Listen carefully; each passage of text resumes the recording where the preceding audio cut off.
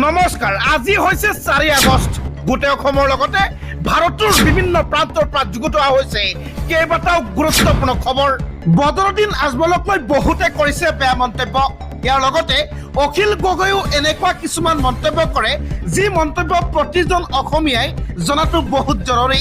ইয়াৰ লগতে সিতু বৰুৱা শৃংখল চলিহা মুখ্যমন্ত্ৰী হিমন্ত বিশ্ব শৰ্মায়ো কেইবাটাও বাকযুদ্ধত জড়িত হৈ পৰে সবিশেষ আপোনালোকক আজিৰ এই ভিডিঅ'টিৰ জৰিয়তে জনাবলৈ যত্ন কৰিম যদি আপুনি চেনেলটোত প্ৰথমবাৰ আহিছে তেনেহলে এনেবোৰ ইনফৰ্মেটিভ খবৰবোৰ নিতৌ পাই থাকিব হলে আমাৰ এই চেনেলটো এতিয়াই সাবস্ক্ৰাইব কৰি ৰাখক লগতে আজিৰ এই ভিডিঅ'টিত এটা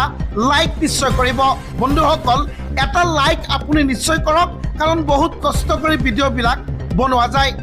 উপযুক্ত ক্ষতিপূৰণ নাপালে খিলঞ্জীয়া নাবাচিব কয়লা বালি মাফিয়াৰ কাৰণেই তিনিখন জিলা ধ্বংস হল হয় বিধায়ক অখিল গগৈয়ে বহুত কেইটা গুৰুত্বপূৰ্ণ মন্তব্য কৰে সিতু বৰুৱা শৃংখল চলিহাৰো মন্তব্য মই আপোনালোকক জনাম আজি মুঠ তিনিটাকৈ গুৰুত্বপূৰ্ণ খবৰ আপোনালোকৰ বাবে অনা হৈছে এটা খবৰো মিছ নকৰিব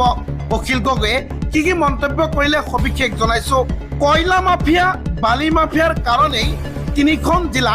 ধ্বংস হৈ গল মুখ্যমন্ত্ৰীৰ হাতত ধৰি দেখুৱাম কি ধ্বংস হল শিৱসাগৰত শিৱসাগৰৰ শিক্ষানুষ্ঠান মানে কিভাবে তছনছ কৰিলে মুখ্যমন্ত্ৰীক দেখুৱাম 2 পৰা 3 লাখ টকাৰে শিক্ষানুষ্ঠানক পুনৰুজ্জীৱিত কৰিব কেতিয়াও নোৱাৰে শিৱসাগৰৰ প্ৰতিখন শিক্ষানুষ্ঠানক প্ৰকৃত ক্ষতিপূৰণ দিয়ক প্ৰতিটো বানপীড়িত পৰিয়ালক ন্যূনতম 10 লাখ টকা দিয়ক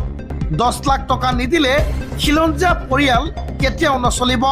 উপযুক্ত ক্ষতিপূৰণ নাপালে পৰিয়ালসমূহ 25 বছৰৰ পিছুৱাই যাব বানপীড়িত পৰিয়ালৰ ক্ষতিপূৰণক লৈ অখিল গগৈৰ এই ডাঙৰ মন্তব্য কয়লা মাফিয়া বালি মাফিয়াৰ কাৰণেই এই তিনিখন জিলা ধ্বংস হৈ গল বুলি ইতিমধ্যে মন্তব্য কৰিছে অখিল গগৈয়ে ইফালে সিতু বৰুৱাৰ মন্তব্য এটা কয়লাৰ ট্ৰাক বালিৰ ট্ৰাক এই শিৱসাগৰৰ মাজেৰে পাৰ হৈ যাব দিয়া নহব কাৰণ এই সকলৰ বাবে আজি অসমত এই সকলৰ বাবে আজি শিৱসাগৰত এনেকুৱা ধৰণৰ এক পৰিস্থিতি দেখা দিলে সিতু বৰুৱাৰ মন্তব্য এতিয়া সময় হৈছে সমাজ গঢ়াৰ য'ত হিন্দু মুছলিম মিয়া খিলঞ্জীয়া কোনো ভেদাভেদ নাই এটা ঐক্যবদ্ধ সমাজ গঢ়াৰ চিন্তা চৰ্চাৰে আগবাঢ়িব শিৱসাগৰবাসী শৃংখল চলিহাৰো এক ডাঙৰ মন্তব্য শৃংখল চলিহা কয় এতিয়াৰ পৰা মছজিদ মাদ্ৰাছৰ কাৰণেও তেখেতসকলে সহায়ৰ হাত আগবঢ়াব কাৰণ যিটো হাৰত মিয়া মুছলমানসকলে আজি উজনিৰ বাবে কাম কৰিলে যিখিনি শ্ৰম দান দিলে যিখিনি টকাৰে সহায় কৰিলে এনেকুৱা কেতিয়াও আগত অসমত হোৱা নাছিলে এটা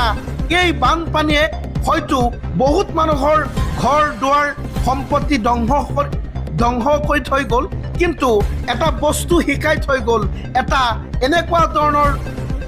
নীতি শিকাই থৈ গ'ল এনেকুৱা ধৰণৰ সমাজ গঢ়ি গ'ল যি সমাজখন ঐক্যবদ্ধ সমাজ যি সমাজত নাথাকে যি সমাজত এতিয়া নাই ভেদাভেদ যি সমাজে সকলো বেৰিয়াৰ ভাঙি পেলাইছে বন্ধুসকল ইয়াক লৈ আপোনালোকৰ কি মন্তব্য ভিডিঅ'টিৰ কমেণ্টত এবাৰ নিশ্চয় জনাব